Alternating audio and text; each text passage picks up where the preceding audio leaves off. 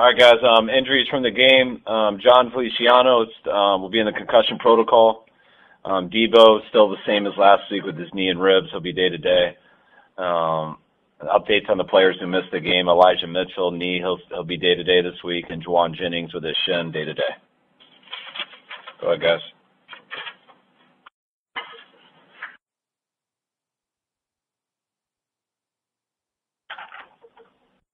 I don't know whether you saw this after the game, but Talanoa Hufanga and James Conner got into a scrap. Any idea what sparked that? No, I don't know.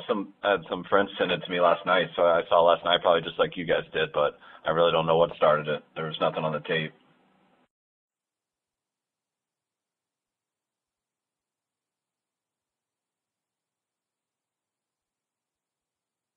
Kyle, after looking at the film, what did you assess from Brock Purdy's performance?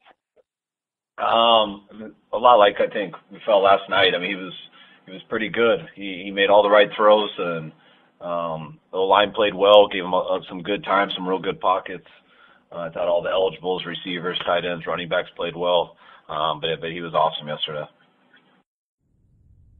And looking back at how much Christian McCaffrey played versus J.P. Mason, were you comfortable with how he is? How hard is it to take Christian McCaffrey out during any part of the game? Yeah, it's always hard. I mean, we did it for a couple drives, but we still put him back in on third down. I don't even know the numbers here, but I want to say he had 30-something plays, 40. All right, you guys probably know. I haven't got to that 47. yet, but 40-something.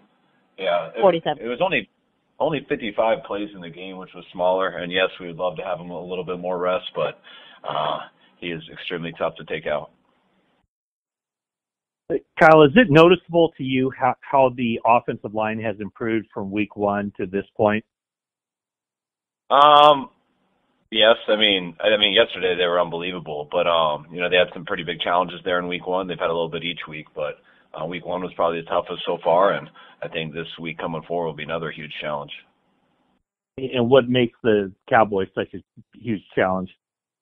Just how their pass rush, how fast they play. I mean, Dan Quinn is as good as anyone at the D-line, and it's also just in general. I mean, I think one of the biggest tests for every team in the NFL is how much better you get each game, because the lack of practice and stuff that big people get in the off season compared to what it takes to be ready, it's just not enough. And no one's ever there in week one, especially up front. I mean, run blocking, pass blocking, you need a lot more reps of that to get better as a unit. And that's why it's so important that in these games, the more games you can stay healthy and the more games you can play together, usually you get better throughout the year. Kyle, how much better is Christian running this year, like specifically finding holes within the context of the system that you're running with him? It's tough to say because I thought he was so good last year at it too, but I do think he's gotten better. I think he just understands it more as a whole. Not that he didn't last year, but I think this stuff comes pretty natural to Christian. But he also works at it harder than any player I've been around. So he doesn't just try to figure out what he's supposed to do. He understands the package of everybody, and that's why he picks things up fast, and that's why he's been pretty interchangeable at all the spots we put him at. Obviously, Brock was quite good last year, but Chris Lindell was talking yesterday after the game about just his kind of, I don't know if it's a mastery of the offense, but just how much better he knows the offense. He talked about his audibles and checks and what he termed efficiency of the line of scrimmage. Can you just discuss that a little bit? Like, I guess it's natural to think he would do that, but just how he's progressed in those areas? He has, but he was real good in those last year too. He came in right away and didn't make much mistakes on that stuff. His first game was the hardest because he didn't get the reps and stuff, but after that he always did get the reps, and he was very prepared in those games. That's why we were so impressed with him in the 7 games we got to play with him, and that's why he gave us the confidence going into this year with him. And he took off right where he left off, and just like everybody, the more you get out there, the more you put yourself through it, all the stressful situations, the more confidence you get, the easier it gets. But he was so good at it last year, and I feel like he's stayed the same, if not gotten a little bit better. Another area I wanted to ask you about, he has mentioned the play in which he got hurt in the NFC Championship game. He didn't trust that throw and he threw it off a second hitch instead of his first hitch. He just, I think, was going to be open. Obviously, there are a lot of those type of throws in your offense, probably maybe any offense, but is he, I mean, is that an area in which he's taken a step just because he has trust that receivers are going to be where they're supposed to be? Yes, and also I think that's one of his best qualities in terms of, I mean, the throw he's talking about, most people would throw that off in two hitches, but he has a good timing element to him in anticipation that he tries to find a way to do it off of one, but that's not one that you have to do off of one, but he's always hard on himself on that. If he can let it go earlier, even if it's a little bit harder, he always, I mean, I love challenging quarterbacks to do that too because it usually makes them a lot better. But we don't have to challenge him that much on it because that's kind of how he sees it also. So I love hearing him say that. It puts more pressure on him in those ways, but that's something that we do enjoy and really like about him because he's always trying to get rid of the ball as fast as he can. And if you can you want to go as fast as you can until it's negative, and that's what he's always trying to do, and that's what we try to push the coach him to do.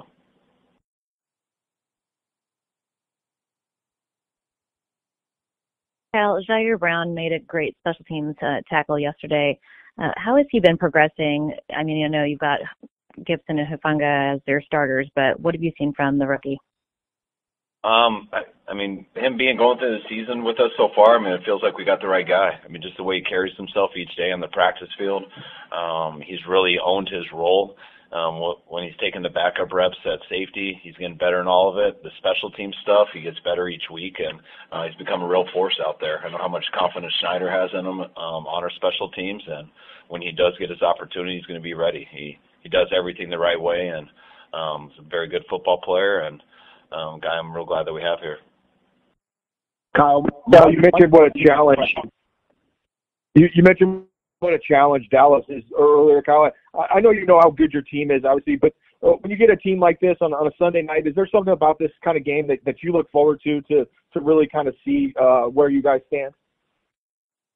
I mean, I'm a fan of football also first, growing up and everything, and still am now. So anytime there's big matchups and stuff, especially for the night games, I mean, that's what's great for our league, and there's nothing more fun than being a part of it as a player or coach, and these are like kind of the games you live for and you enjoy. But it's it's a whole week to get there, big preparation. It's still going to be the same type of game as always, just starts a little bit later. It's still just going to be as long, but I know people will be amped up. Love it when the rest of the league gets to watch you. When it's on national TV, it's great for all the fans and stuff, but it's really cool that usually the players and everything and coaches are home by the end of the day and they get to see that game too. And I know that's what we enjoy the most. Was there a chance to get a head start at all on Dallas, seeing that your last week Dallas and Arizona played, and you're able to see both teams that you'd be facing the next 2 weeks?